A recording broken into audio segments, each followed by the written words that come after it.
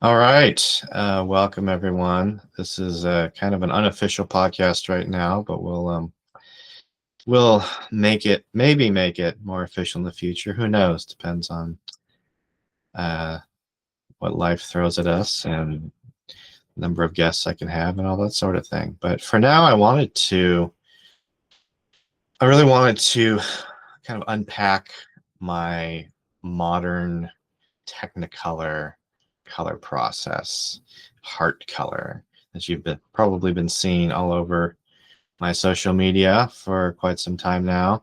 I think it's just getting better and better, although you probably can't notice the differences uh, through the iterations over time, but it is changing, and I'm just now getting to a point where I'm fairly happy with it. But today I have my good friend and collaborator Alejandro Rodriguez. And Alejandro is going to grill me about all those things you want to know about Heartcolor and just kind of test it and find the limits and all that sort of thing. And I kind of want to explain some of the process. I don't want to give away all my secrets, but just help you better understand what's going on with Heartcolor and what I'm trying to achieve and some of the ways I've tried to get there. So, all right. Alejandro, what's up? Well, I mean, the ceiling hasn't fallen in yet, so it's still up. But That's good to hear. Good to hear. yeah. So, Aaron, before we launch into Heartcolor, first let's find out who this inventor, this creative artist that we have come to know and love, which is Aaron Kessler. Who is Aaron Kessler? Who is Aaron Kessler? Well, right now I'm operating under the title of Alchemist of Eventide. Yeah. And that was a very intentionally chosen title because there's something just really magical about the creative process, and you really just try and I really try and find new. I do it. There's a bit of science to it where it's like I try and like hunt for different techniques and things to try, but there's also an element of like mystery, which hence the word eventide. Evening has a certain amount of mystery to it, where I don't fully understand what's going on. Like sometimes things just work and you're just like, oh, what did you do to make that work? Like I'm not 100% sure. I did try different things and maybe that helped, maybe it didn't, but there's an air of mystery to it as well. The experimentation is the alchemy side where you're trying to do all sorts of things to get something really valuable. And then the eventide part is just like, yeah, we tried all these things and some of them work. We don't know why. I don't know why. So that's really a great way to describe my creative process over the years. And I'm able to get some very, very unique things. Like I've covered, I end up being quite unconventional, I think, discovering new avenues of art that aren't like clearly defined by the mainstream zeitgeist. They're searching for something that's valuable, and the way they go to get it is not an already cleared path. So it's forging a new path, and sometimes that can be a little strange to the eyes, the ears, the mind, the heart at first, but it's kind of like Heartcolor. Like sometimes when I haven't seen Heartcolor for a while and I go to watch one of my reels or look at some of the stills, at first reaction, my eyes will be like, whoa, what am I looking at? And then eventually it's like, oh, wow, this is actually really beautiful. If you just give it a chance, then yeah, it will work its magic on you. Yeah, well, I'm just gonna say every time, I think your second reel probably is the best one I've seen so far. Mm-hmm. I mean, I know that you're just trying different things on everyone, so just trying to figure out what has changed in particular with the last one. And I don't know how to describe it. I always noticed that there's just some layer of depth that wasn't there before. And I could feel like, yeah, there's some, I will admit, felt like, okay, he's experimenting a little bit more on this area, but in other areas, I just like, okay, well, I mean, it's a happy medium between experimenting and trying something that's a little more conventional. And this latest one, I don't think it struck a balance in so much as it added something completely new that I felt wasn't present in the previous ones. I think your second reel is probably the best that Yeah. I've seen thus far. Well, that one I did a much better job of just the normal color grading duties of like balancing and you know, matching the shots to each other. Sometimes I get a little bit in a hurry, but this time I tried being more diligent about using a technique that I learned in a 3-day color course I took this last May, and it's amazing at how just more unified the shots feel. So I think what you were seeing probably in the past was just me being sloppy and not like really doing my job as a colorist, and more just trying to let Heartcolor pull its,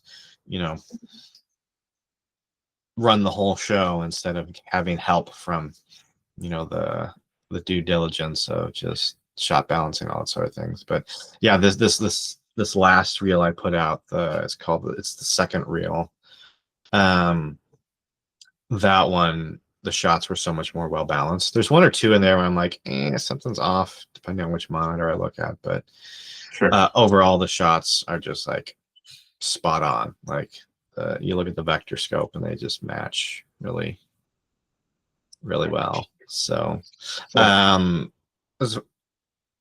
depend when you're talking about how things have progressed, like the end goal is always the same. And this second Heartcolor, the past two reels are, because they're both the same version of Heartcolor actually, which is why when you say the second one is better than the one I released previously to it, it's really just better balancing, because they're both the same. They're both the same version of Heartcolor. It's just I did a better job of doing my due diligence as a colorist. But this latest version is really where the dream comes true. So what am I trying to achieve with Heartcolor? I'm trying to achieve a thickness, a richness, a fullness, using a lot of like these vague, intangible, nebulous words to describe something very concrete. So I want the image to look like a painting. I want it to look like it's like Technicolor. Like it really is inspired by the old Technicolor, the dye transfer technique aesthetic, which by the way was not discontinued because it was inferior. It was discontinued because it was expensive. And so they said, oh, well, we've got this new Eastman Kodak stuff. It's, the color happens all within the film. You don't have to do any kind of like dye imbibition process after you shoot it. It's like it just all happens right there. And it's like, oh, okay, this is cool. It's cheaper. It's easier, but it's inferior to Technicolor, because Technicolor had this depth and vibrancy to it. So it was the richness of the color. Yes, the colors are more saturated and full than Eastman. But another aspect to Technicolor that a layman might not have on their radar is something called color separation. So basically, like the colors are more distinct and they stand alone on their own, whereas sometimes in more digital footage, the colors kind of just like muddle together kind of thing.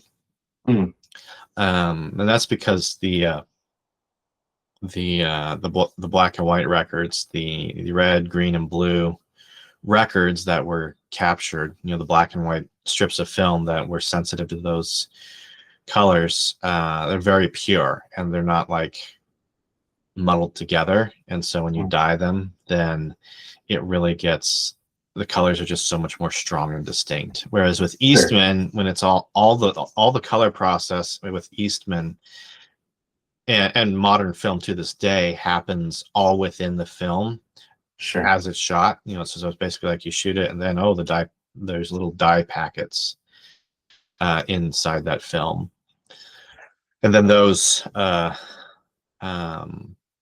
activate. But then the luminance of the the different black and white records that are contained within that film, they all bleed into each other, and the colors just get all muddy and mixed and just like not as pure. So it's really inferior. I mean, obviously, this format, they call it monopack film, where all three red, green, and blue layers are all in the same strip of film. Whereas with Technicolor, it's three separate films that are separately recorded.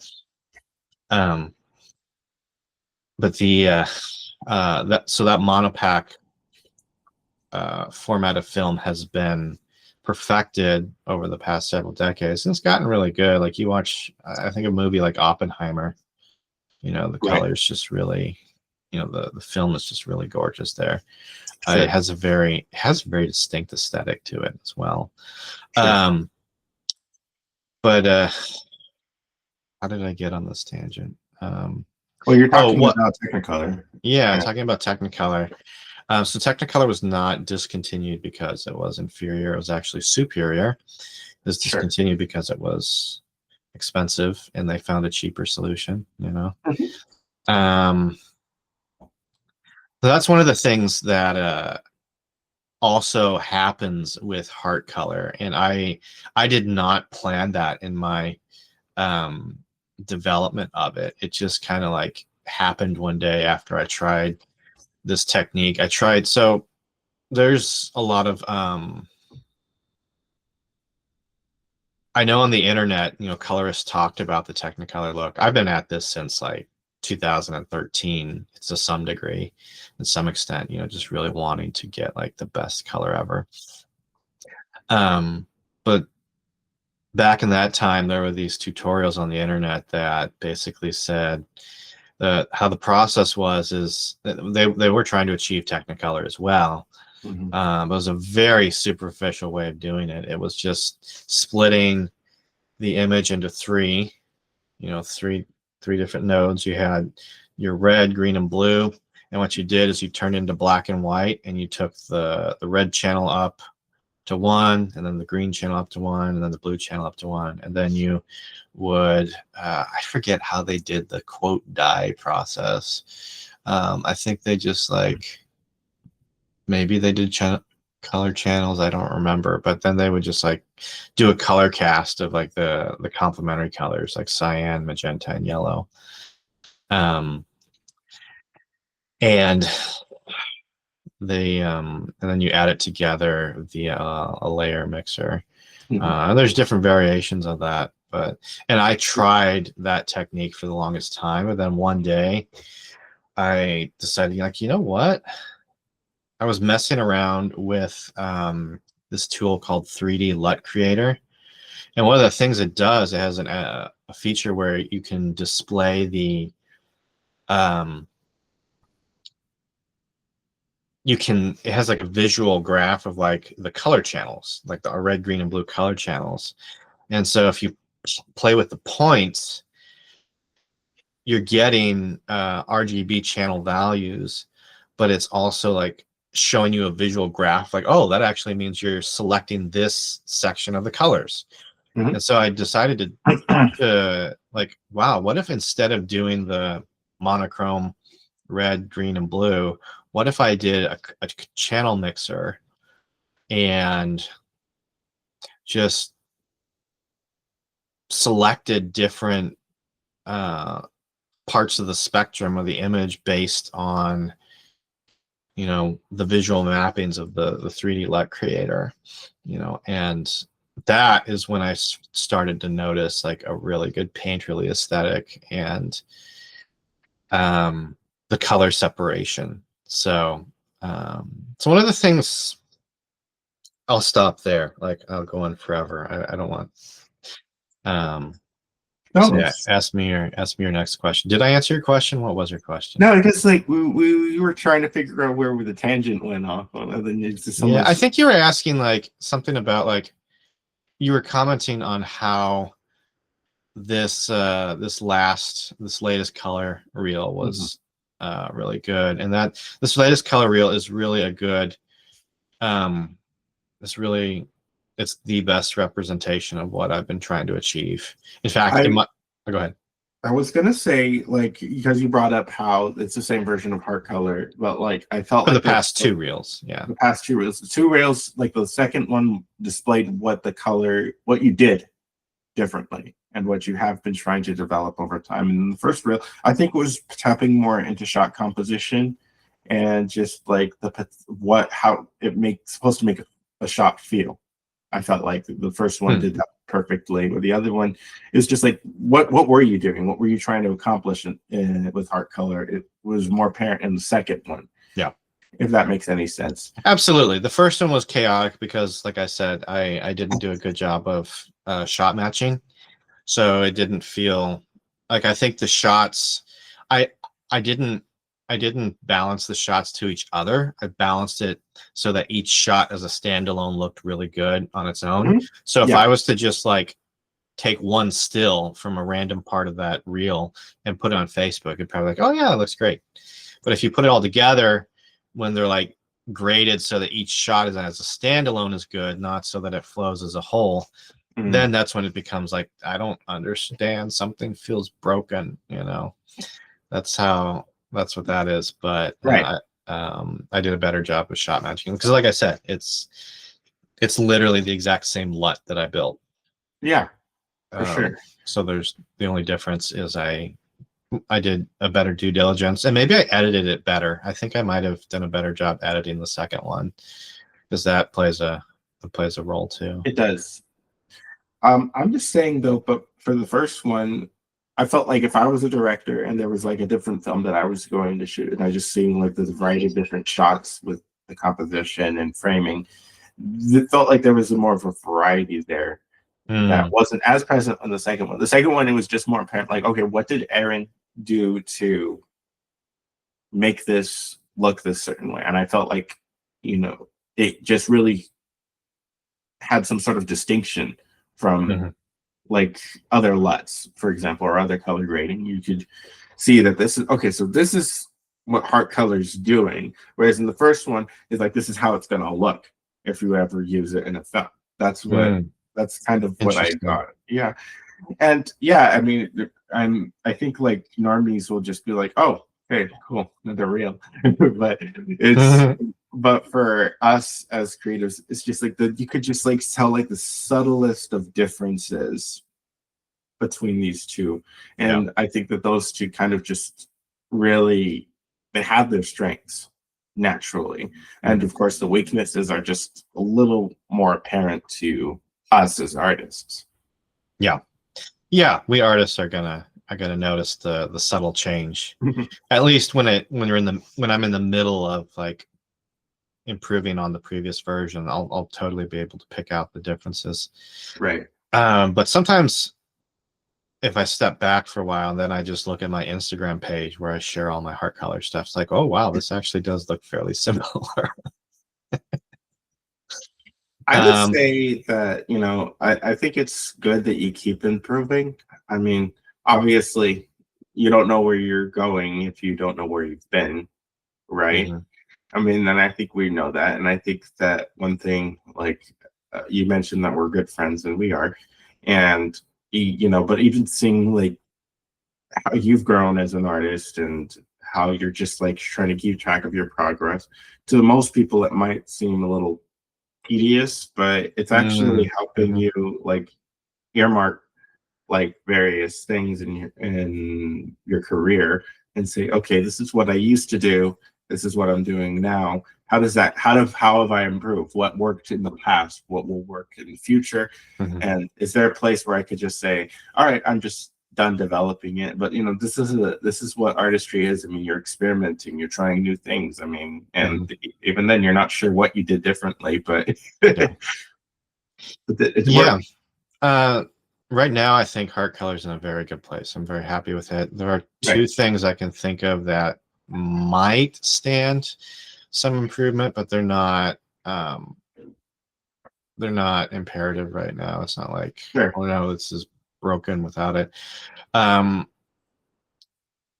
I'm wondering if I can improve on the number of shades of color because I was looking at the vector scope. So Heartcolor is Technicolor in all film is a three primary system.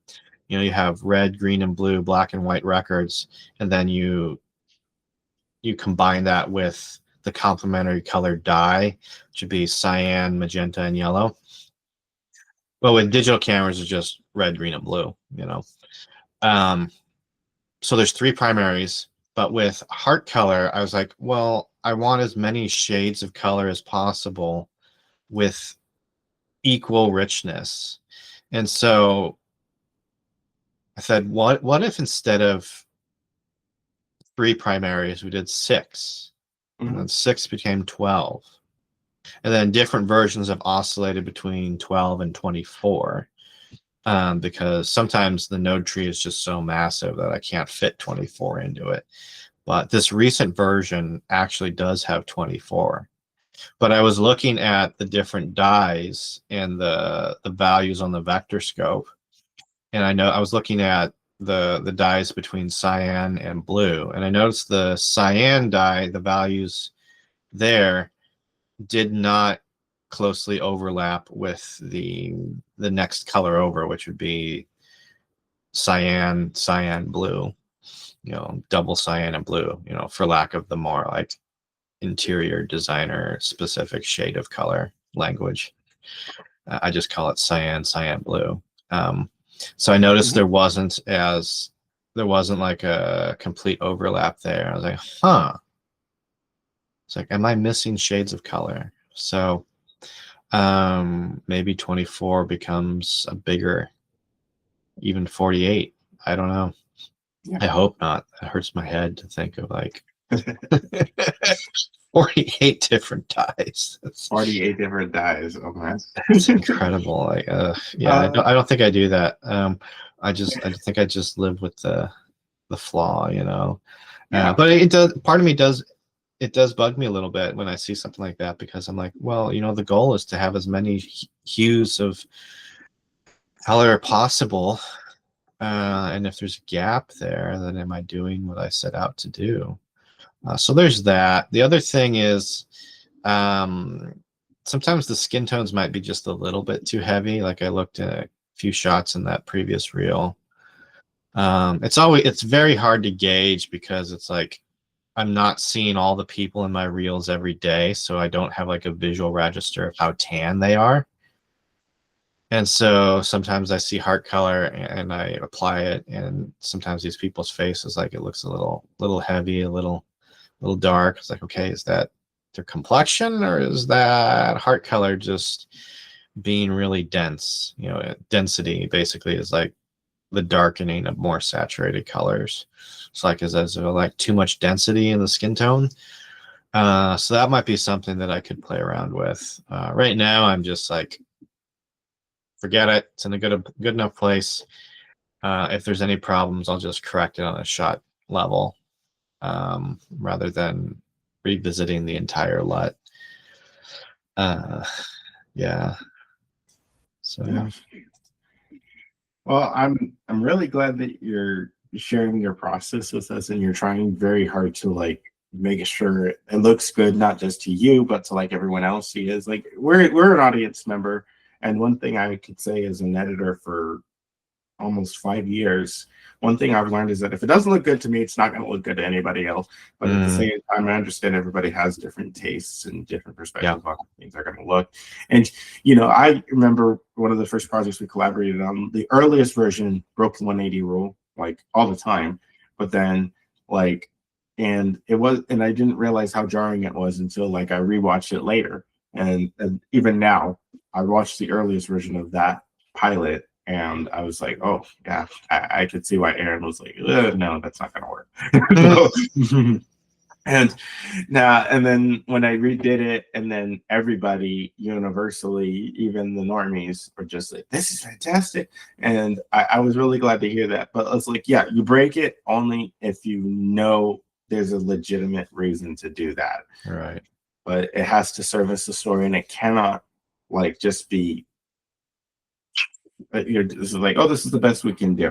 It has to be very like intentional and and in a certain way. And then I think that could be applied to colors, like the slightest difference in the levels for science, and as you said, versus like how it would look with a different percentage. It does make a huge difference, and it's only the tiniest things that we noticed, Yeah. that can affect the overall end product.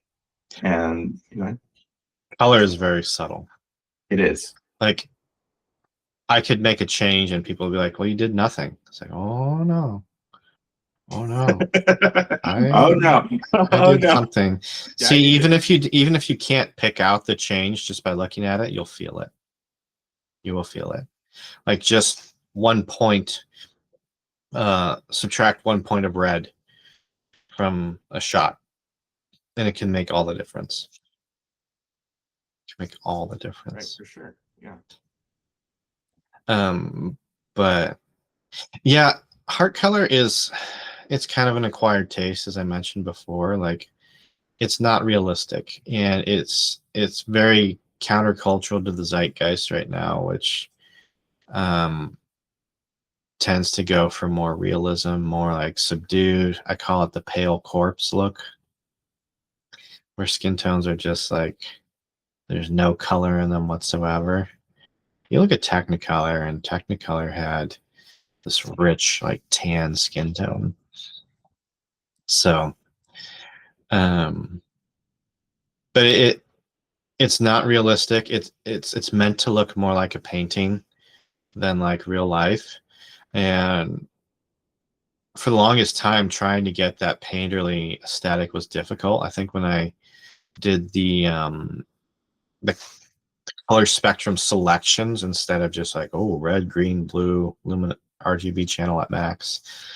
When I discovered that, it was basically like rebuilding the whole image, which once I suggested, like, is that something that film emulation should do? I did that on Lift Gamma Gain, and they're like, oh, no, we're not rebuilding the whole image. Just like, well, but there's something there, And so this channel mixer, the channel visualization thing was basically almost like rebuilding the whole image. And what you're doing is, I've actually since moved on to a different technique of doing that. I don't use the channel mixer. I use a different tool. But what I'm doing is I'm basically taking the image, remixing the luminance values, and then applying color to that new mixture. And I do that with 24 different dyes, and each dye has it's actually broken into two subcomponents, like two separate black and white records. One of them is like the pure color, and then the other one is like the color with what's called crosstalk. So basically what I'm doing is I'm like attempting to generate new color information of the image so that it appears richer. I don't fully understand this process, but I had a theory that, like, when you have digital, you have the image very cleanly, very clinically divided into red, green, and blue, and the colors are very neatly applied to that. But with painting, like, there's what's called crosstalk, there's bleed, and it just somehow makes it thicker and richer without, just like cranking up the saturation. Because if you just crank up the saturation, then it's a very brutal adjustment, and there's tonality, there's subtlety of tonality that is present in painting. And that was a mystery that took me forever to just stumble across the answer to. And I was like, oh, and so just now it's starting to work. So when you watch that Heartcolor reel, you're like, yeah, it doesn't look real. It looks like a painting. It looks like kind of like some of those. I pray the Bishop Barron Word on Fire Rosary every day. And it's like some of those sacred art paintings you see in there. You know, it's not the same, but it's in that ballpark of painterly aesthetic, and that's why I think it's a stylized look that it'll take some getting used to, but um, it's really part of my greater impetus to bring kind of this new wave of romanticism where um, we dream of the more beautiful side of life. Um, and it's almost like a meeting of heaven and earth. I imagine that heaven looks kind of like a more perfect version of Heartcolor, if I might dare say so myself. So. But you know, it's just, I mean, obviously infinitely times better, but you know, it's um I don't know. I think it's superior to real life. It takes some time to get used to, but it takes time for us mere mortals to get used to the heavenly way of living. You know, so there's an interesting parallel there.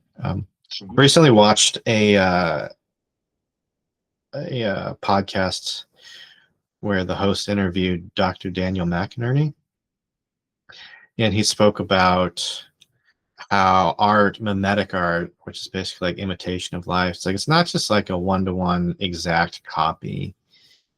He said it always points to some kind of higher level of human fulfillment. And I think that's what Heartcolor does. Some might argue, well, it's too far removed from real life, but no, it's pointing towards something that I think we can all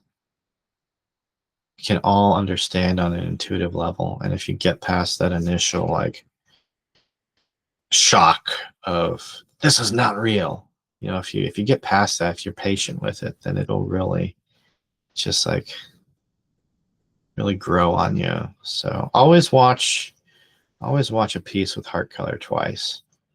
That's my motto, you know, because the first time it'll take you half the piece just to get used to it. Some might say, well, that means it's broken. It's like, I don't know. John Vervaeke says that that's the mindset of the aesthetic of the smooth, where everything is just like so easily accessible, but it's also like it doesn't take any work to appreciate, which basically means like it's basically like going to McDonald's for your art. Like it's really easy. Um, there's no weird flavor palettes for you to have to get used to. Like it's just easy satisfaction, but as it's inferior, you know, like it's very inferior. So some might think it's arrogant of me to say it's superior. I don't know if I've succeeded completely with Heartcolor, but I know that even if the current iteration is still somewhat faulty, what I'm striving for is that superior mode of color that takes a little bit of work to appreciate. Absolutely. I wanted to ask one final question because the one thing that like is very eye catching on the website is Rise Above Heartless Materialism, and I think like just to kind of like summarize everything that you're trying to accomplish with Heartcolor, and even with your motto as the alchemist of eventide, is the fact that we appreciate art in so much as it's readily available to us and it's entertaining to us. But in your case, you just want something that is actually painterly and gorgeous and larger than life. And would you say like Rise Above Heartless Materialism is just the main summary of what Heartcolor is supposed to be? Would you say that? I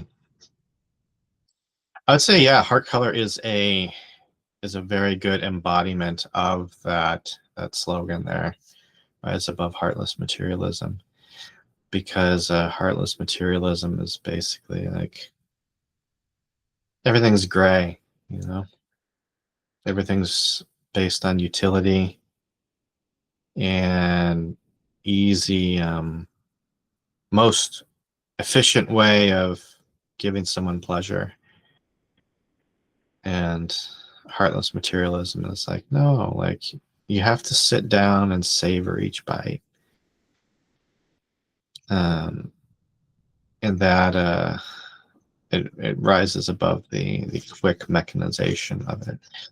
It's kind of funny because at all the jobs I've had, I've always been told I'm efficient. But here I am being like, you know, too much efficiency is just a little too heartless. Yeah, for sure. All right. Well, that's all I had for this conversation. I think that you like even the questions that I was thinking about asking, you kind of like answered it within the body of your answers. And I think that as a friend and also as a fellow filmmaker, I'm extremely impressed with what you've done. I mean, I'll admit Heartcolor did take some time to grow, even in the past iterations before it became Heartcolor.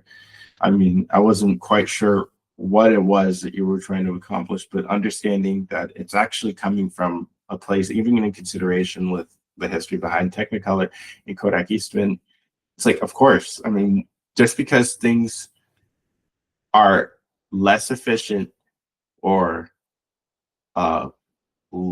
more expensive does not mean that we should just throw it out. And I think that's what we're so used to. We're just so used to throwing things away that aren't useful or financially feasible.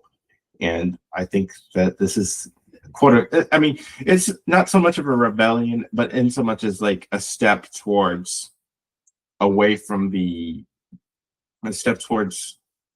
art and a step away from efficiency, because sometimes you can have both. Most of the time they contradict each other, but like what's more important is retaining the masterpiece, or retaining the cinematic side of things, and retaining artistry as a whole. I mean, and I think that we're so much focused on the efficiency that we forget what art actually looks like. Yeah, absolutely, especially with the rise of AI.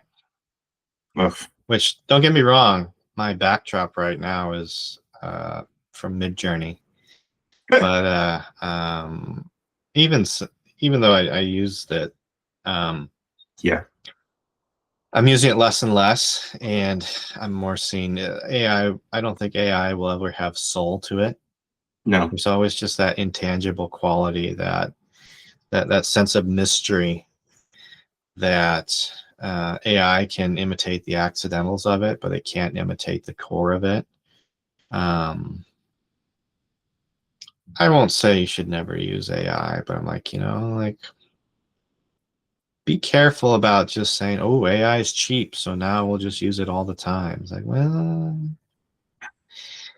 watch out, you know, you might be on your way to becoming more heartless. Yep, pretty much. And soulless. Yep, soulless for sure. But anyways, I think it's a good place to stop there. Aaron, thank you so much for having me on. And yeah, I mean, we have great conversations, podcast or no podcast, and you know, it's always a joy. Absolutely. Thank you, Alejandro. Okay.